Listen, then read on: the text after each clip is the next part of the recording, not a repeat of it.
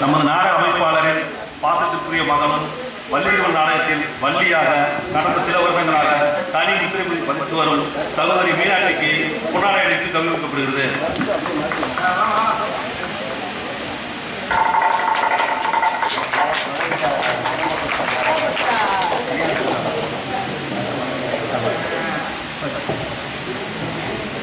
அருமையான ஊரு. கல்யாணத்துக்கு வந்து நாடகம் வச்சிருக்கிறது நம்ம ஊர்ல தான்.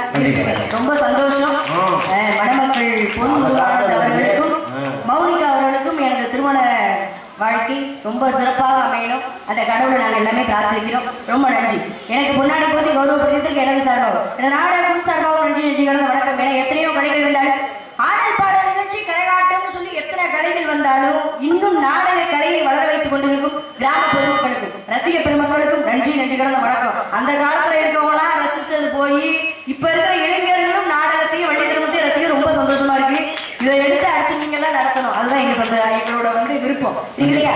அப்பேற்பட்ட மீனாட்சி நகரை பெற்றிருந்தாலும் அண்டருக்கு எம்பளத்தில் ஆசிரியர் தொண்டனுக்கு தொண்டரை தொண்டு செய்வது எக்காலம் என சிவபெருமான் மட்டும்தான் தொண்டனுக்கே தொண்டு செய்ய இறங்கி வருவார். அதனாலதான் அஞ்சு மதுரையின் பதிலே 64 திருவிளையாடலை புரிந்தார்.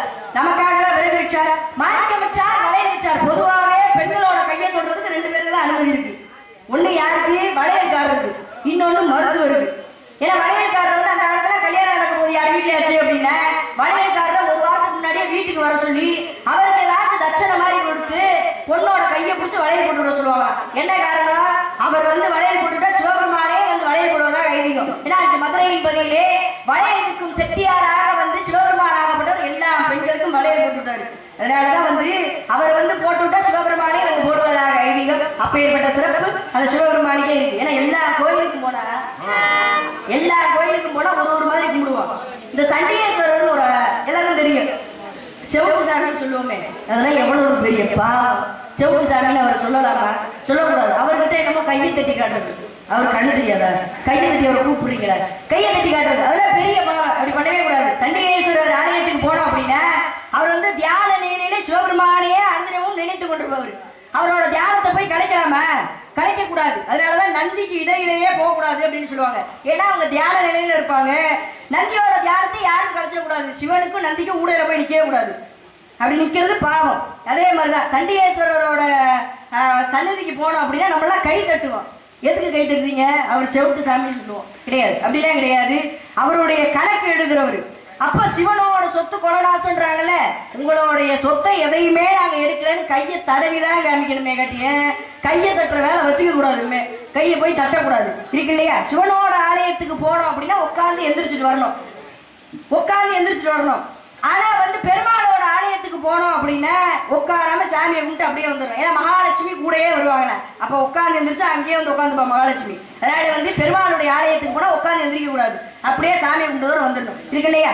அப்ப ஏற்பட்ட அந்த பரம்பொருளின் அருளை பெறும் அருமையான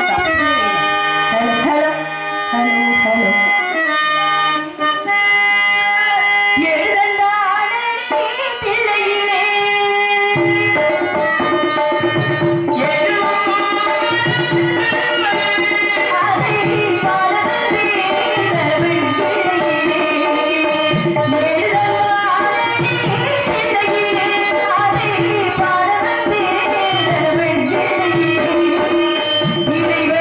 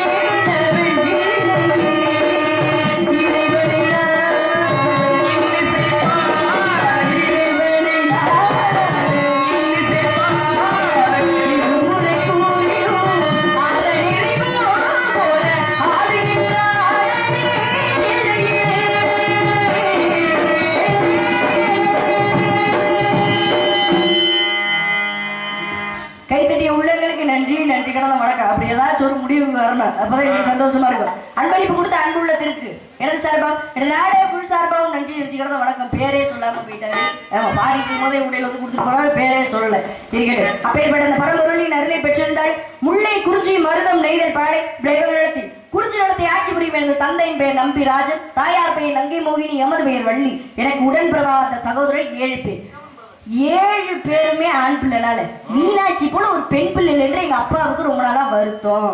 அப்படி வருத்தப்பட்டு இருக்கும் போது வள்ளி கிழங்கு தோன்றும் இடத்துல பள்ளத்திலிருந்து எடுத்து வந்து என்னை ரொம்ப செல்லமாக சீரும் சிறப்புடன் வளர்த்து வருகிறார். பெண் பிள்ளை பிறந்தால் காவலுக்கு அடுப்பதாக அப்பாவோட வேண்டுதல். அந்த வேண்டுதலுக்கு இணங்க இன்று நான் காவல் புரிய வந்திருக்கிறேன். என்னுடன் என் உயிர் தோழி ஒருத்தி வந்திருக்கா. அதை விட பேரழகி ஒருத்தி வரப்போறா. என்ன என்ன ஆச்சு? என்ன ரொம்ப சந்தோஷமா இருக்கு? ஓ அவங்களுக்கா? அப்ப சித்தி அக்காவா? அக்காவா என்ன முறை வேணும்? சரி ஏதோ ஒரு முறை வேணும், போய் சொல்லி விடுறாரு. ஆமா பேரழகி. அவளை பார்த்தீங்கன்னு வச்சுக்கோங்க, அவளோட அழகெல்லாம் தொகுட்டின்னு விழுந்துருவீங்க. அவ்வளோ ஒரு கிடையாது நாடக உலகத்திலேயே இப்படி ஒரு அழகிய நீங்க யாருமே பார்த்துக்க மாட்டீங்க. அப்பேற்பட்ட பேரழகி 100 ரூபாய் கொடுத்துடுறோம் அன்பளிப்பெல்லாம். அதுக்கு முன்னாடி என் சொந்த பொண்ணுல என் மனசுல என்ன இருக்குன்னு சொல்லல. யார நினைச்சிட்டு இருக்கேன்? கந்தனை, கடம்பனை, கார்த்திகேயனை, கதிர்வேலனை, சண்முகனை, சரவணனை, முகனை. யார் முகனை? அந்த பால முருகனை நினைச்சு உருகி கொண்டிருக்கேன். இந்த முருகனுக்கு எத்தனை நாமங்கள் இருந்தாலும் ஞான பண்டாரம்னு சொல்லி ஒரு பேரு. பண்டாரம்னாலே நம்ம என்ன நினைப்போம்? ஒண்ணும் இல்லாதவன் அப்படிதானே நினைப்போம். தலையாட்டுன அம்மாச்சி அப்படி ஒரு முடிவுக்கு வாங்க. பண்டாரம் என்ன நினைப்போம்? ஒன்றும் இல்லாதவன் நினைப்போம். அப்படிதான் சொல்லுவான். பக்கத்தை போய் அவங்ககிட்ட எதுவுமே கிடையாதுன்னு. ஆனா பண்டாரம் என்பதற்கு தமிழ்ல என்ன பொருள் அப்படின்னா, தன் முன் செல்வத்தை குவித்து வைத்திருப்போன் என்று பொருள். அப்ப எல்லா செல்வமும் இருக்கிற முருகர் ஏன் போய் ஆண்டியா உட்கார்ந்துருக்காரு? என்ன காரணம் அப்படின்னா, ஒரு கட்டத்துக்கு மேல தனக்கு செல்வமே உதவாது, ஞானம் தான் உதவும் தெரிஞ்சதுக்கு அப்புறம் ஞான பண்டாரமாக போய் பழனியில அமர்ந்துட்டாரு. இந்த ஞான பண்டாரம் முருகர் மட்டும்தான் ஞானத்தையும் செல்வத்தையும் தரக்கூடிய ஒரே கடவுள். ஐயா என்கிட்ட எதுவுமே இல்லை அப்படின்னு சொல்லி போய் ஒரு தடவை போனோம் அப்படின்னா, எப்பேற்பட்டவங்களே ராஜயோகத்திற்கு மாற்றக்கூடிய வல்லமை எம்பெருமான் முருகப்பெருமானுக்கே உண்டு. அப்பேற்பட்ட சிறப்பு அந்த பழனிக்கு மட்டும்தான் உண்டு. பழனிக்கெல்லாம் போனோம்னு வச்சுக்கோங்களேன், எந்த கோலத்துல எல்லாரும் பார்க்கணும்னு ஆசைப்படுவான்? ராஜகோலம், ராஜ அலங்காரத்துல தான் பார்க்கணும். ஐயோ ஏன் காலையில போக மாட்டீங்க? காலையில ஆண்டியால இருப்பாரு, அதை பார்க்கலாமா? யாரு சொன்னா? கடவுள் கடவுள் தானே. ஆண்டியா பார்த்தா மட்டும் உங்களுக்கு கெட்டதை கொடுத்துட போறாரா? ஆண்டியா பார்த்தா ஞானத்தை கொடுப்பார். ஞானத்தை எந்த கடவுள் கொடுப்பார்? ஞானத்தையும் செல்வத்தையும் கொடுக்கக்கூடிய ஒரே கடவுள் முருகப்பெருமான் தான். அப்பேற்பட்ட அந்த முருகப்பெருமானை அவருக்காக தான் காவல் கொண்டிருக்கேன். எத்தனை நாள் பூட்டி வச்சிருந்தாங்க, அதனால அப்படி பூட்டி நினைக்கிறேன். எப்பேற்பட்ட காவல் Thank you.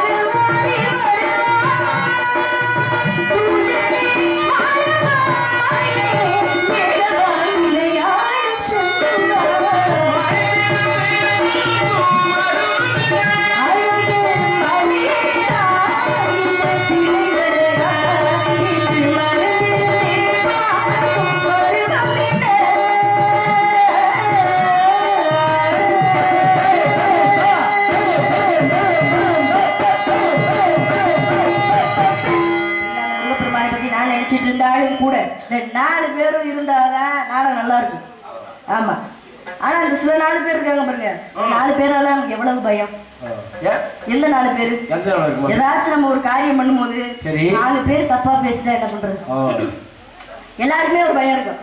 இந்த 4 பேர் வந்து என்ன பேசுவாங்க, சாப்பாட்டுல இத்தனை வகை வச்சு நம்ம கல்யாணத்துல போய் சொல்லுவாங்க, இது வந்து சரியில்லையே, இன்னும் கூட கொஞ்சம் வச்சிருக்கலாம், இன்னும் 2 பொரியல். அப்படி வந்து அந்த 4 பேர்னாலதான் பிரச்சனையே. 4 பேர்ல நன்மை இருக்கு, அந்த 4 பேர்ல பிரச்சனையே இருக்கு. பொதுவாகவே ஒரு கதை இருக்கு. என்ன அப்படின்னா, யமதர்மனும் சித்தரகுப்தரும் பேசிட்டு இருக்காங்க. ஒரு மன்னர் வந்து ஒரு கிராமத்துல என்ன பண்றாரு, எல்லாருக்கும் அன்னதானம் போட்டுட்டு வர்றாரு. அன்னதானம் போட்டுட்டு வந்த அந்த மன்னர் வந்து எல்லாருக்கும் அனுதினமும் வந்து அன்னதானம் போடுறாரு. ஒரு முறை என்ன ஆச்சு, அன்னதானம் சமைச்சிட்டு இருக்கும் போது கழுகு ஒண்ணு பாம்பை கொத்திட்டு போயிருக்கு. அந்த அன்னதானத்துல அந்த பாம்போட விஷம் வந்து விழுந்துருச்சு. விஷம் விழுந்தானே என்ன ஆச்சு அப்படின்னா, அந்த சாப்பிட்டு 2 பேர் இறந்து போயிடுறாங்க. அவர் போட்ட சாப்பாடுல நல்ல கவனிக்கல, 2 பேர் இறந்து போயிடுறாங்க. இறந்து போனாலும் அவருக்கு மனசு கஷ்டமா போயிருது, நம்ம போட்ட உணவை சாப்பிட்டு 2 பேர் இறந்து போயிட்டாங்களே, இனிமே யாருக்கும் அன்னதானமே போடக்கூடாது அப்படின்னு அந்த மன்னர் வந்து முடிவெடுத்துறாரு. அதுக்கப்புறம் கொஞ்சம் காலம் போனோன்னே அதெல்லாம் மறைஞ்சதுக்கு அப்புறம் ஒரு வருஷம் கழிச்சு மறுபடியும் அந்த மன்னர் வந்து அன்னதானம் போட ஆரம்பிக்கிறாரு. அன்னதானம் போட ஆரம்பிச்சா இந்த திண்ணையில எப்பயுமே அந்த காலத்துல வந்து திண்ணை கட்டி வச்சிருப்பாங்க. இந்த திண்ணையில 4 பேர் எப்பயுமே உட்காந்துருப்பாங்க. யாராச்சும் வந்து வெயிலுக்கு வந்து உட்காருவாங்க அப்படின்னு சொல்லி எப்பயுமே வந்து அந்த காலத்துல திண்ணை கட்டி வச்சிருக்காங்க. இந்த காலத்துல அதெல்லாம் கிடையாது. அப்ப அந்த திண்ணையில 4 பேர் உட்காந்துருக்காங்க. வயசான 2 பேர் வராங்க. ஐயா ரொம்ப பசியா இருக்கு, இங்க அன்னதானம் வந்து ஒரு மன்னர் போடுறதாக கேள்விப்பட்டமே, அது எந்த பக்கையா இருக்கு அப்படின்னு சொல்லி அவங்க கிட்ட கேட்கறாங்க. அன்னதானம் போடுற வழி அந்த பக்கம் தான் இருக்கு, ஆனா சாப்பிட்டா செத்து போயிருவீங்க அப்படின்னு சொல்லியிருக்காங்க அந்த 4 பேர். இவர் பார்த்துருக்காரு, சாப்பிட்டா செத்து போயிடுவோமா, அந்த சாப்பாடை சாப்பிட்டா செத்து போவோம்னு தெரிஞ்சதுக்கு அப்புறம் யாராச்சும் சாப்பிட போவோமா, போக மாட்டோம். அப்ப அவங்க என்ன பண்ணிடுறாங்க, பசியாலேயே செத்து போயிடுறாங்க. பசியால இறந்ததுக்கு அப்புறம் என்ன ஆகுது, மேல வந்து சித்திரகுப்தன் கேட்கிறான், ஐயா இந்த 2 உயிர் போயிருக்கு. யமதர்மன்ட்ட கேட்கிறாரு, இந்த 2 உயிர் போயிருக்கு, இந்த 2 உயிர் போச்சுல, இதுக்கு காரணத்தை யார் மேல எழுதுவோம், பாவ கணக்கு இருக்கு, அது யார் மேல எழுதுவோம், அந்த மன்னர் மேல எழுதிடுவோமா, ஏன்னா அவர் தானே சாப்பாடு போட்டாரு, அவர் போட்ட சாப்பாட்டுல தான் அந்த விஷம் இருந்துச்சு, ஏன் அவரே அன்னதானம் பண்ணிட்டு ஒரு நல்ல கறி இருந்துட்டு வர்றாரு, அவர் மேல எதுக்கே பாவ கணக்கு எழுதுறேன், எழுதாத வேணாம் அப்படின்னு சொல்றாரு. அவர் சித்திரகுப்தன் கேட்கிறாரு, சரி அவர் மேல வேணாம், அந்த கழுகு மேல போடுவோமா அந்த பாவ கணக்குன்னு சொல்லி கேட்கிறாரு. வேணாம், அதே வந்து பசிக்காக உள்ள வேட்டையாடி எடுத்துட்டு போகுது, அது மேல எதுக்கு பாவ கணக்கு போடுற, அது மேல வேணாம், அப்ப அந்த பாம்பு மேல போட்டுருவோம் பாவ கணக்குன்னு சொல்றாரு. கிடையாது, அதுவே வந்து உயிருக்கு போராடிட்டு இருக்கு, அது மேலேயே பாவ கணக்கு போட போற, வேண்டாம், அப்ப யாரு மேலதான் பாவ கணக்கு போடுறது அப்படின்னு சொல்லி கேட்கும் போது சொன்னாரு அவர் யமதர்மன் சொல்லியிருக்காரு, இந்த 4 பேர் உட்காந்து வீட்டுக்கும் பிரோஜனம் இல்லாம நாட்டுக்கும் பிரோஜனம் இல்லாம பேசிட்டு இருந்தான் பாரு, அவன் மேல போடுற அந்த பாவ கணக்குன்னு சொன்னாங்களா. அப்ப என்ன பேசுறவங்க பேசிக்கிட்டே தான் இருப்பாங்க, ஊர் வாயை அடைக்கவே முடியாது, அது வந்து வாழ்ந்தாலும் பேசும் தாழ்ந்தாலும் பேசும். அதனால அதை பத்தி நம்ம கவலையே படக்கூடாது, நம்ம லட்சம் ஏதோ நம்ம இலக்கு ஏதோ அதை நோக்கி போய்கிட்டே இருக்கணும். நல்லா வந்தால் நான் தான் சொன்னேன்ல அவன் நல்லா வந்துருவான்னு, நல்லா நான் தான் சொன்னேன்ல அவன் நல்லா வரமாட்டான்னு, இவனுக்கு தேவையா அப்படின்னு சொல்லி இந்த உலகம் பேசிக்கொண்டே தான் இருக்கும். அதை பத்தி கவலையே படக்கூடாது, நம்ம அவங்க பேசிக்கிட்டே இருந்தா நல்லா வேலை, எல்லா பாவ கணக்கு அந்த 4 பேர் மேலதான் போகும் இருக்கு இல்லையா, இந்த 4 பேர் மேல கிடையாது. இந்த 4 பேர் கணக்கு வந்து நீங்க எல்லாம் 4 பேர் வாழ்ந்துருக்கீங்க எல்லாரும் இருக்கு இல்லையா. அப்பேற்பட்ட எதுக்காக நான் வந்தேன் அப்படின்னா, வந்த வேலையை செய்யணும். யாருக்காக வந்தேன், முருகப்பெருமானுக்காக காவலுக்கு வந்தேன். அந்த முருகப்பெருமானை தாங்க நான் காதலிக்கிறேன். சரி, ஆமா, முருகப்பெருமானுக்கு வந்து எத்தனையோ படை வீடு இருந்துட்டாலும் கூட இந்த திருச்செந்தூர்னு ஒரு படை வீடு தெரியுமா. ஏன்னா வந்து இப்ப ரொம்ப மனசு கஷ்டம் என்ன அப்படின்னா, திருவண்ணாமலையில மழை சரிவு ஏற்பட்டிருக்கு.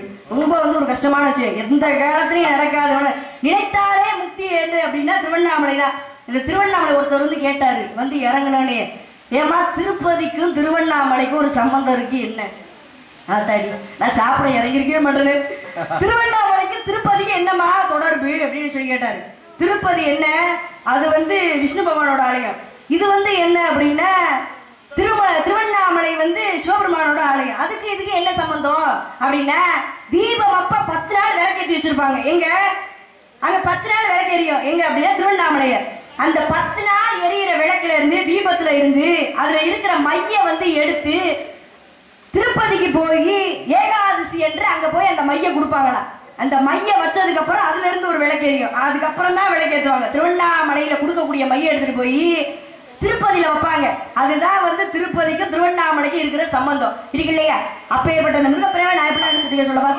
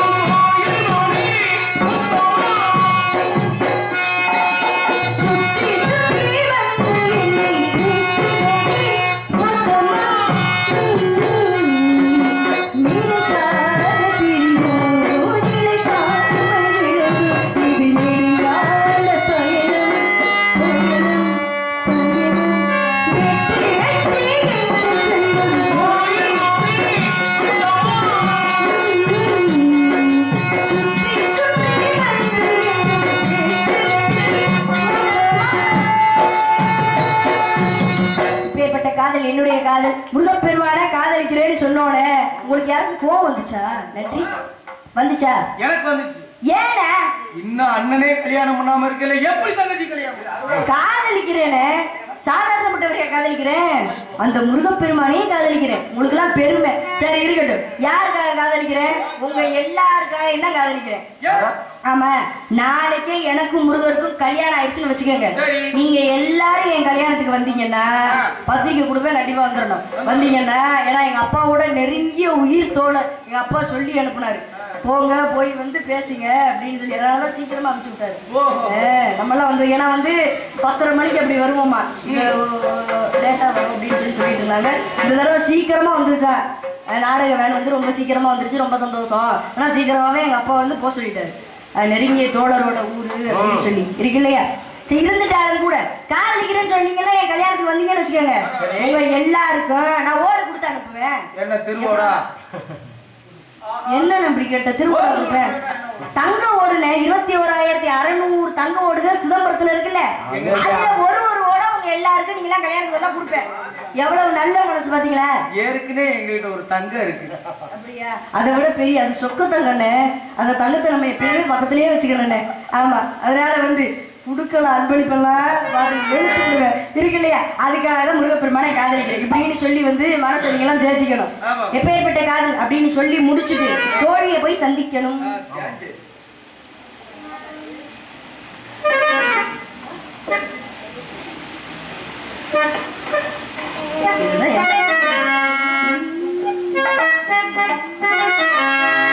சொர்க்கத்தின் வாசற்படி